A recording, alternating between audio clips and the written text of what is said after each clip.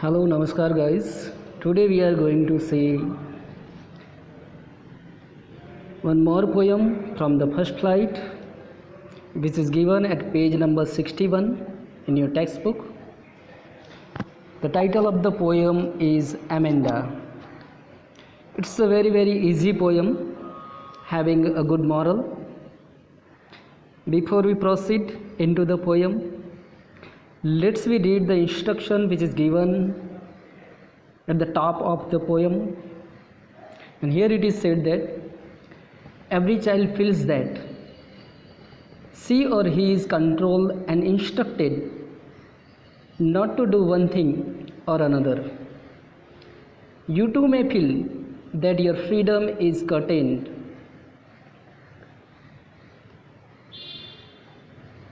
Write down some of the things you want to do, but your parents, maybe your elders, do not allow you to. I believe that such a things maybe happen with you because right now you are a teenager. There are plenty of thoughts, emotions, dreams in your mind. Sometimes it may be possible that they do not match with your parents and elders, and as a result of this one, they sometimes instruct you, sometimes they scold you, and as a result of this one, you might be disturbed mentally. But guys, believe they having a plenty of experience. They are elder than you. Sometimes you may be wrong. It may be possible that they are wrong. But in between, you have to create a proper balance in your life. Here, there is such a story. Which one is related to Amanda, teenager girl, we call school going girl. Generally, she is lost in her imaginary world of dreams, and as a result of this one, she was constantly scolded and instructed by her mother. Guys, there are total 7 stanzas in this poem. In stanza number 1, 3, 5, 7. I repeat again. In stanza number 1, 3, 5, 7, in which instructions are given by her mother to Amanda. And in stanza number 2, 4, 6, in which thoughts are going on in Amanda's mind, which represents the dreamy world of Amanda. So let me proceed the poem, stanza number 1, in which it is said that this stanza in which Amanda's mother gave instruction to Amanda. So here Amanda's mother said that don't bite your nails, Amanda. Don't hunch your shoulders, Amanda. Stop that slouching and sit up straight, Amanda. Let me see the words meaning first. Here, bite, that means using teeth to cut something, and hunch, bend forward. Write down the meaning of the poem also. And slouching, sitting in lazy manner. Slouching means sitting in a lazy manner. So here the mother said to Amanda, don't put your nails in your mouth and bite them.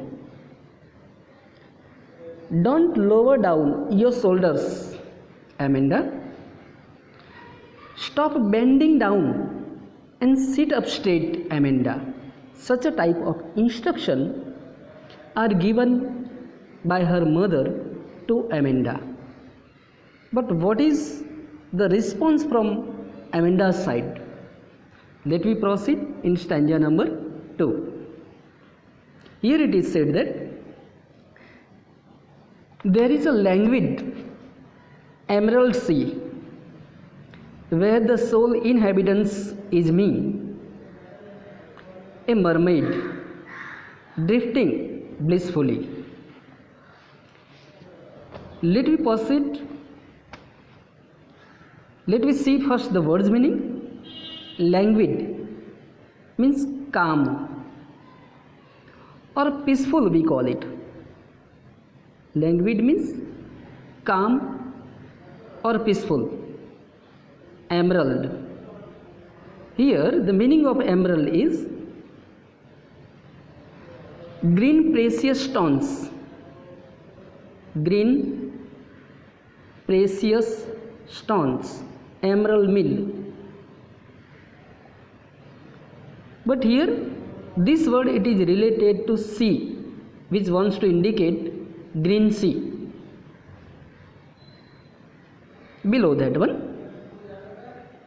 inhabitants, we call it dweller. The meaning of inhabitants, dweller. D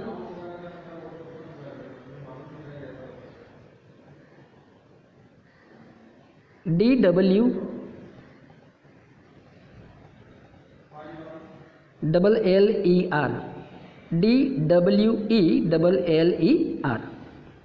Then mermaid, a maid, for example, housemaid, milkmaid.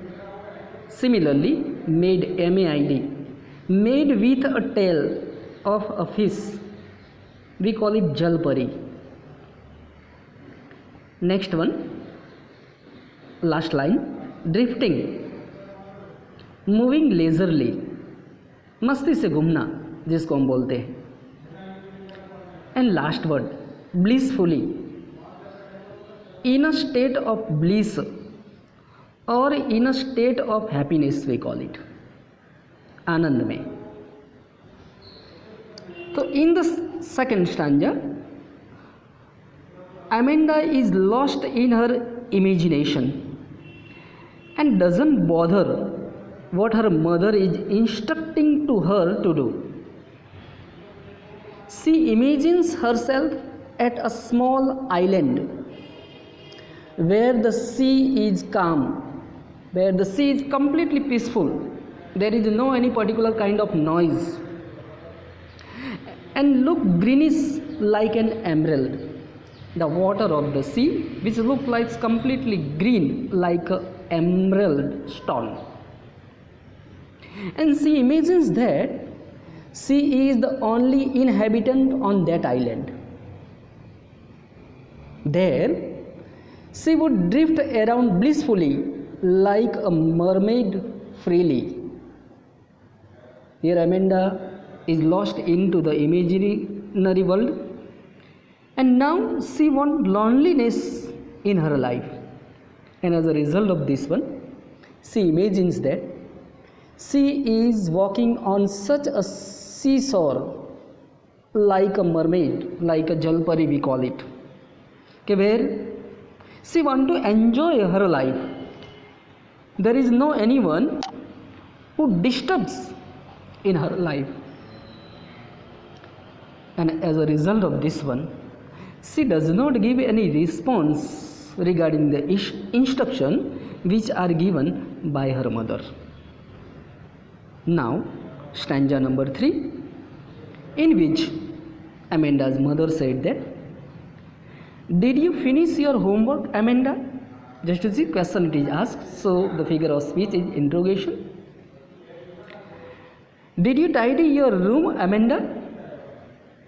"I thought I told you to clean your shoes, Amanda." Here the meaning of tidy means clean. Amanda's mother again asked her, Okay, have you finished your homework, Amanda? Have you made your room clean and tidy? I think I told you to clean your shoes, but you have not cleaned them yet. Such a type of instructions are being given by her mother to Amanda. But again, there is no any response from Amanda's side. And therefore, in stanza number 4, why she does not give any response? And the reason behind that is that as she is lost in the world of imagination, now she imagines the another vision in her mind, and therefore in stanza number 4 it is said that I am an orphan roaming the street. I pattern soft dust with my hushed bare feet. The silence is golden. The freedom is sweet. Let me see the words meaning. Orphan, such a child who has no parents. We call it in Hindi anath. Roaming, wandering we call it. Walking. Pattern, it is called design. Soft dust, we call it soft sand. Hushed, here the meaning of hushed, silence. Silent we call it. And bare feet, without shoes. Amanda again doesn't give any reply to the questions which are asked by her mother. She is again lost in her imaginary world. She imagines herself as an orphan. Right now, Amanda believes that there should be no any problem on behalf of her parents in her life, and therefore she realizes herself just like an orphan child, and she is wandering the street of the town. She is barefooted.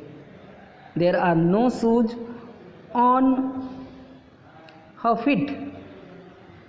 As a result of this one, she can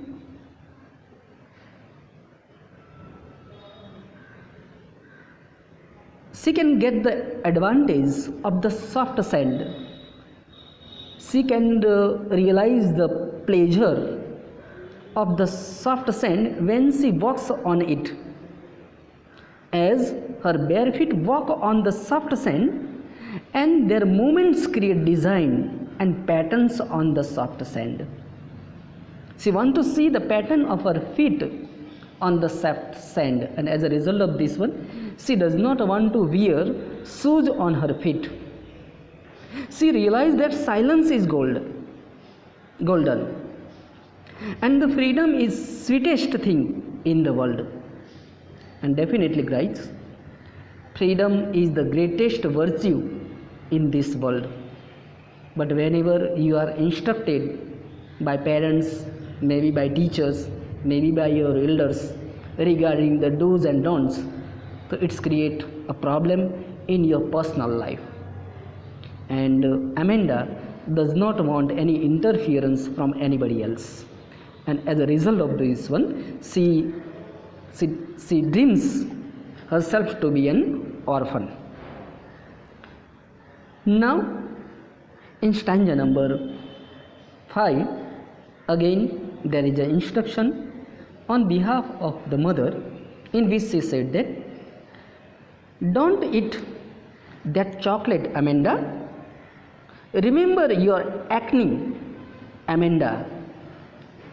Will you please look at me when I am speaking to you, Amanda?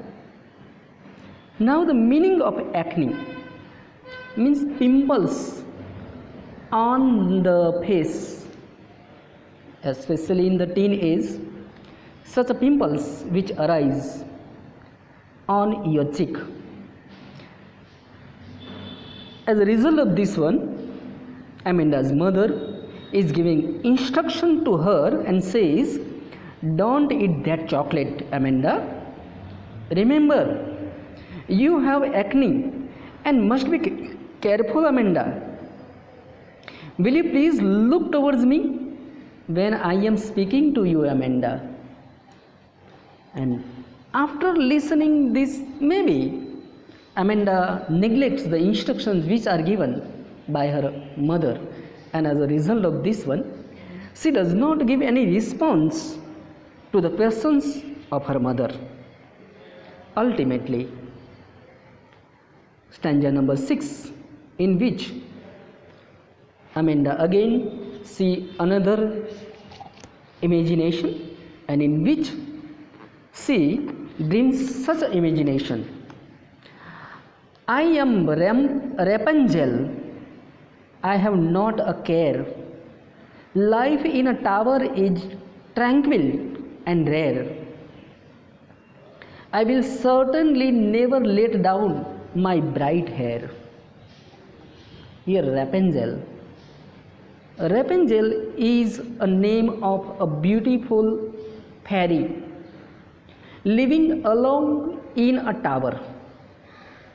Once whether you search on a Google a story of Rapunzel in English, maybe in Hindi, this is a nice story about a beautiful girl in which she is living in a tower house along with a witch. Actually, witch is not the real mother of this beautiful girl. Later on, there is an entry of prince in her life. As a result of this one, there are a lot of problems on behalf of a witch यानी darken जिसको बोलते हैं. Later on, what happened? Really, I do not tell you the complete story because of lack of time in this video, but you have to see on the Google. You will enjoy it. So here Amanda imagines herself Rapunzel, and as a result of this one, again Amanda, instead of giving any reply to the questions asked by her mother, loses herself in her imaginary world of dreams. She imagines herself to be Rapunzel. Like her, she doesn't care for anybody. She lives quietly alone in a tower. She pleases that. She will never let her bright hair down. यहाँ Rapunzel जो original story है, वह tower में से अपना golden hair खिड़की में से नीचे करती है और उसको पकड़ के, जिसको वो अपनी माँ बोल रही है दायन को, वो पकड़ के वो दायन हमेशा उसके पास जाती है.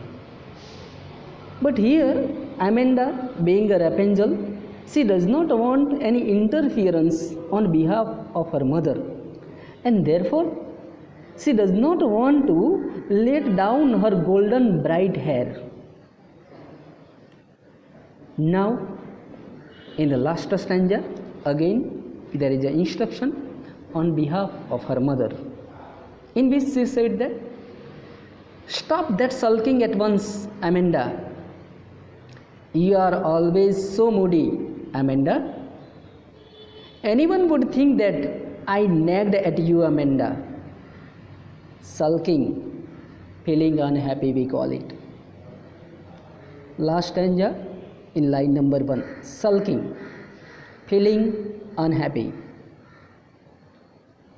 Moody, line number 2.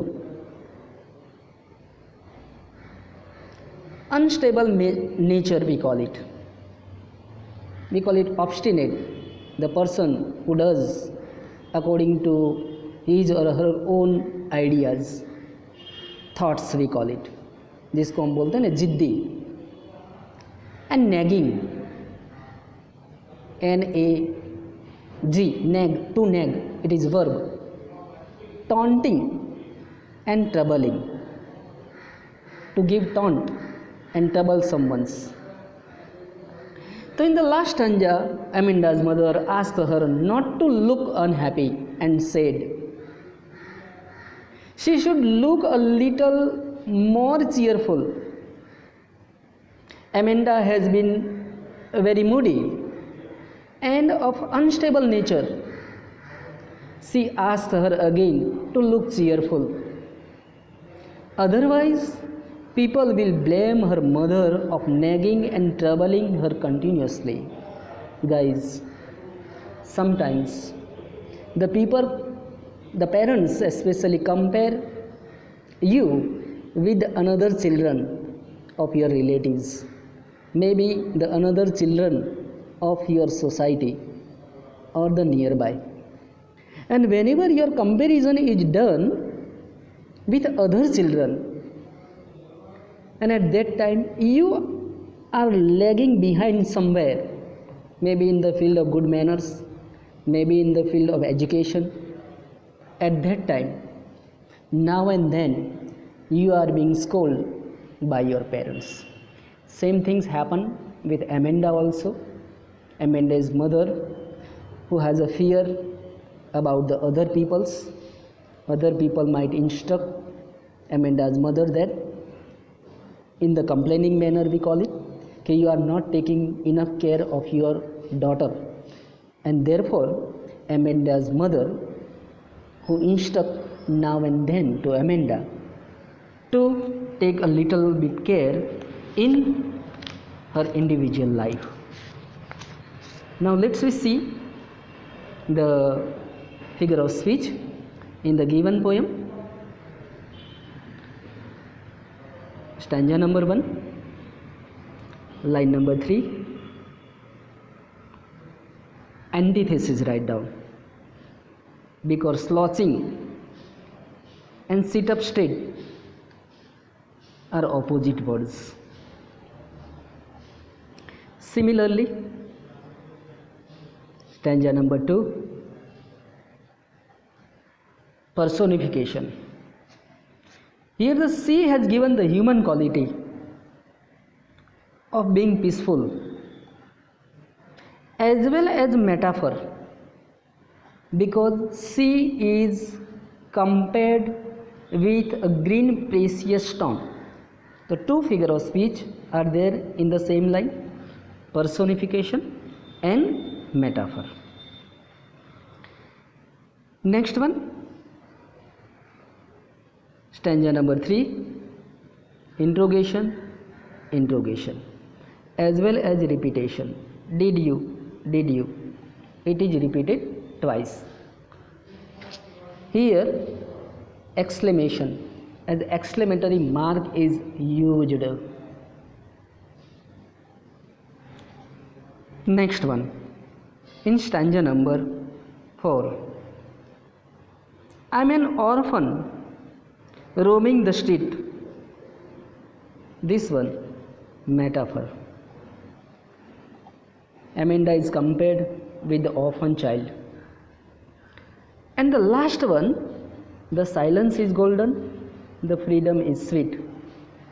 The big example of the figure of speech, metaphor, because silence is compared with a gold, freedom is compared with a sweet.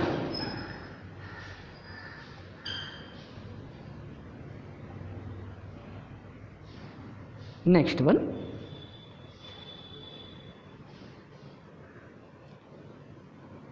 exclamation. Now the second last stanza, line number 1,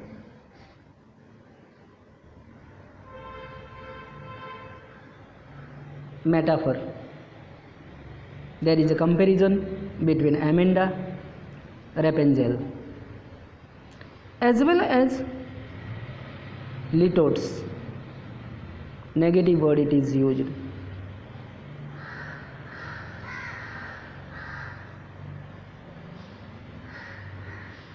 Next one,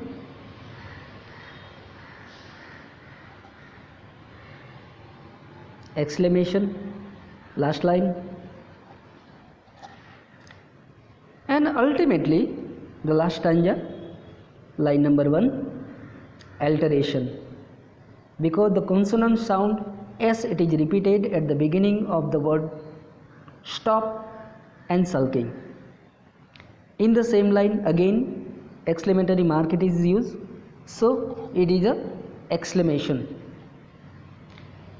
And the last line, anyone would think that I nagged at you, write down irony, irony, because here Amanda's mother,